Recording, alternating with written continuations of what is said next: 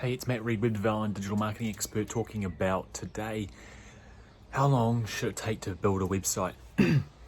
Now, basing it on if you were using an agency to help build your website, the timelines usually vary.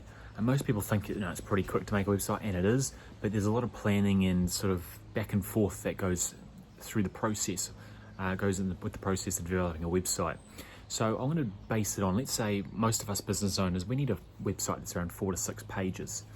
So if you're getting an agency to build you a website that's 4 to 6 pages, then let's break it down. Now, straight off the bat, I can tell you the biggest time consuming task is content, is preparing content, preparing photos, organizing the actual copywriting itself, refining it, and loading it into the website. The design of a template, the setting up of the hosting is relatively straightforward. The content is one of the biggest time-consuming parts of building a website. Now, just quickly to run through the process of building a website so you know, it's obviously the initial plan, the sitemap, then it moves on to designing a template, then it moves on to coding the template and setting up the CMS system like WordPress or Silverstripe or Zulu, whatever you're using.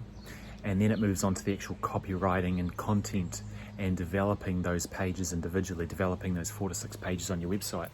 So the time frame, just so you know up front, in a really good situation, a quick turnaround would be around 3 to 4 weeks.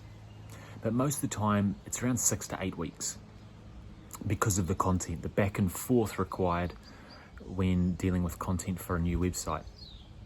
So, if you're planning to do a website and you're launching in a certain, at a certain date, you want to make sure that you start your website at least, in my view, at least 8 weeks before that launch date, so that you have it in place, ready to go. Because if you're giving yourself 4 weeks, unless you have all your content already written and you know exactly what you want, then you're going to find it's going to take a bit longer than what you probably initially anticipated.